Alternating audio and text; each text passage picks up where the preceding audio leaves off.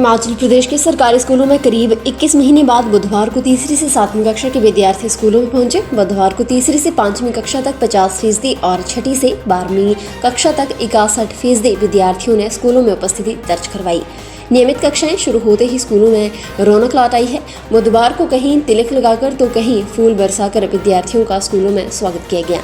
सभी सरकारी स्कूलों में थर्मल स्क्रीनिंग से स्कूल गेट पर तापमान जांचा गया। फेस मास्क पहनने वालों को ही परिसर में प्रवेश दिया गया। 15 नवंबर से पहली और दूसरी कक्षा के विद्यार्थियों के लिए भी स्कूलों के दरवाजे खुल जाएंगे। कांगड़ा के चढ़ियार के स्लेहरा में स्कूल पहुंचने पर बच्चों पर फूल बरसाए गए। बिलासपुर जिला में ठंड के कारण बच्चों को कमरे के बाहर धूप में बैठाकर पढ़ाया गया। हिमाचल प्रदेश में तकनीकी शिक्षा को बढ़ावा देने के लिए अब बहुतकनीकी संस्थानों और प्रौद्योगिकी प्रशिक्षण संस्थानों में मेधावियों को 5 गुना ज्यादा छात्रवृत्ति दी जाएगी। पहले 3 स्थान हासिल करने वाले इन मेधावियों को ये छात्रवृत्ति पुरस्कार राशि शैक्षणिक सत्र 2021 और 22 में जारी किया जाएगा। तकनीकी शिक्षा बोर्ड धर्मशाला के सचिव आर के शर्मा ने बताया कि तकनीकी शिक्षा को बढ़ावा देने के उद्देश्य से बहुतकनीकी संस्थानों और ITI संस्थानों में प्रथम, द्वितीय और तृतीय स्थान हासिल करने वाले मेधावी छात्रों को दी जाने वाली छात्रवृत्ति की राशि में बढ़ोतरी की गई है।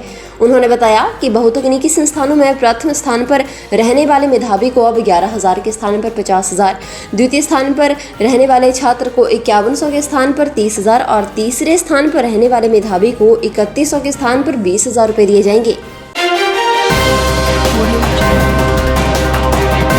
हिमाचल प्रदेश मानवाधिकार आयोग ने कनलोग में अगस्त में 5 साल की बच्ची को तेंदुए द्वारा उठाने और उसको मारे जाने पर कड़े आदेश जारी किए हैं। आयोग ने इस तेंदुए को तत्काल जिंदा पकड़ने या तुरंत मारने के संस्तुति आदेश जारी कर दिए हैं। ये आदेश सभी पक्षों को सुनने और आयोग के अतिरिक्त पुलिस अधीक्षक की रिपोर्ट आने के बाद जारी हुए हैं।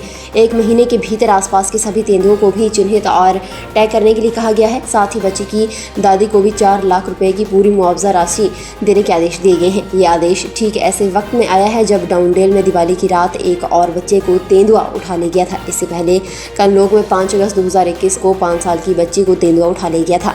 आयोग के अध्यक्ष न्यायमूर्ति PS राणा और सदस्य डॉक्टर अजय भंडारी ने निर्णय लिया है कि मानवाधिकार हनन का मामला है। इस तेंदुए को मानव जीवन के लिए खतरा घोषित किया गया है। तेंदुए ने छोटी बच्ची को इरादतन और पहले से ही सुनियोजित तरीके से मारा है।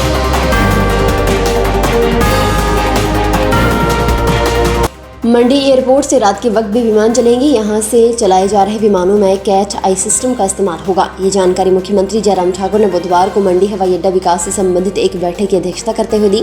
CM जयराम ठाकुर ने कहा कि मंडी में प्रस्तावित ग्रीन फील्ड एयरपोर्ट हवाई पट्टी की दिशा में प्रमुख बदलाव के बाद अब ये AB 320 प्रकार के हवाई जहाजों के संचालन के लिए उपयोगी सिद्ध होगा। इस हवाई अड्डे से वर्ष भर विमानों का संचालन होगा। कैट आई लाइटिंग सिस्टम से यात्री के वक्त विमानों का संचालन होगा।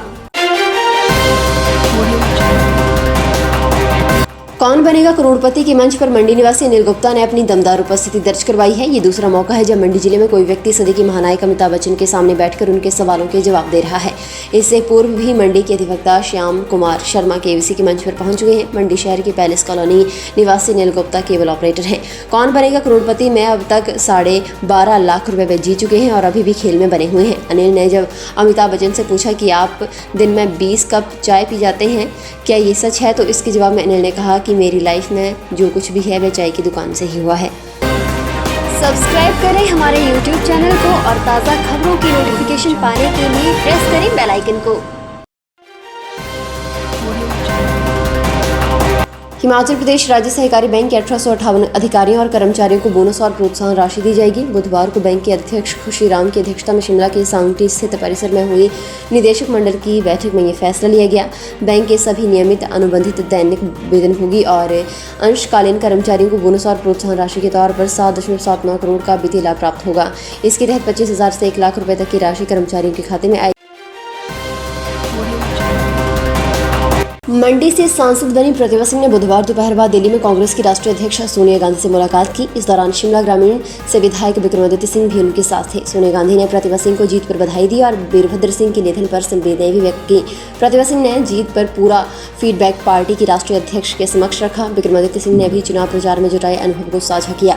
विक्रमादित्य सिंह ने बताया कि इस दौरान संगठनात्मक मुद्दों पर चर्चा हुई। सोनिया गांधी ने कहा कि पूरी कांग्रेस पार्टी अभी से मिशन 2022 की तैयारियों में जुट जाए, एकजुट होकर चुनावों की तैयारियां करें, तभी चुनाव में जीत संभव है। संगठन में किसी की गुटबाजी नहीं होनी चाहिए।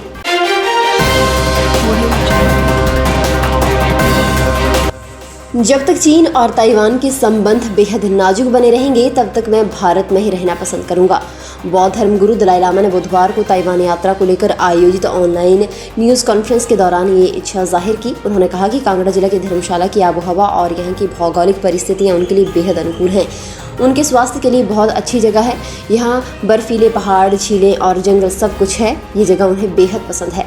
मैं भारत में ही शांति के साथ रहना चाहता हूँ। उन्होंने कहा, जब वह पूर्व प्रधानमंत्री मनमोहन सिंह से मिले थे तो उनसे कहा था कि भारत में ही अपने बचे हुए जीवन के दिन व्यतीत करना चाहते हैं। जब भी उनकी मृत्यु हो तो यही हो। दलाई लामा ने बुधवार को चीनी नेताओं की आलोचना करते हुए कहा कि वे विभिन्न संस्कृतियों में विविधता को महत्व वो नहीं समझते। असल में बहुत ज़्यादा नियंत्रण लोगों को नुकसान ही पहुँचाएगा।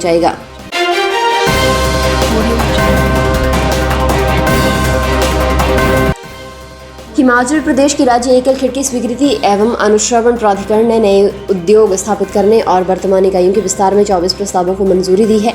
इनमें 117.14 करोड़ रुपए का निवेश प्रस्तावित है और 989 व्यक्तियों को रोजगार मिलेगा। प्राधिकरण की उप समिति की 31वीं बैठक निदेशक उद्योग राकेश कुमार प्रजापति की अध्यक्षता में हुई।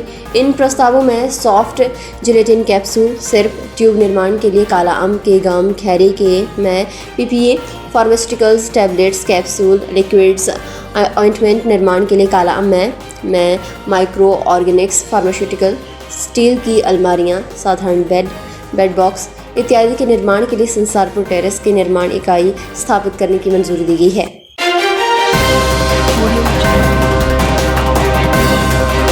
हिमाचल किसान सभा ने बिना पूर्व सूचना के फतेहपुर के मंड क्षेत्र में अस्थायी अनाज मंडी को बंद करने पर रोष जताया है और भाजपा सरकार की कड़े शब्दों में निंदा की है। किसान सभा ने भाजपा सरकार पर आरोप लगाते हुए कहा कि रियाली की मंडी को भाजपा सरकार ने बदले की भावना से बंद करवाया है। स्थानीय किसानों का कहना है कि सरकारी सूचना के मुताबिक 30 नवंबर तक सरकारी खरीद की जानी थी, लेकिन इससे पहले ही खरीद रोक दी गई।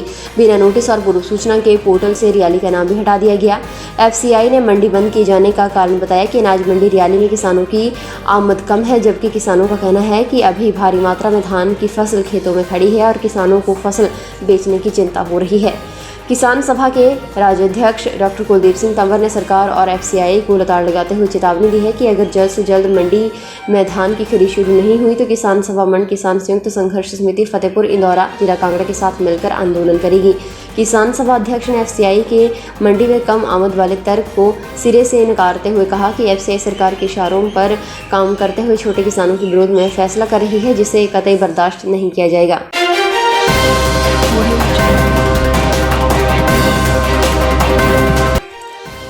फिलहाल के लिए बस इतना ही और बड़ी खबरों के लिए बने रहिए न्यूज़ सुपर भारत के साथ।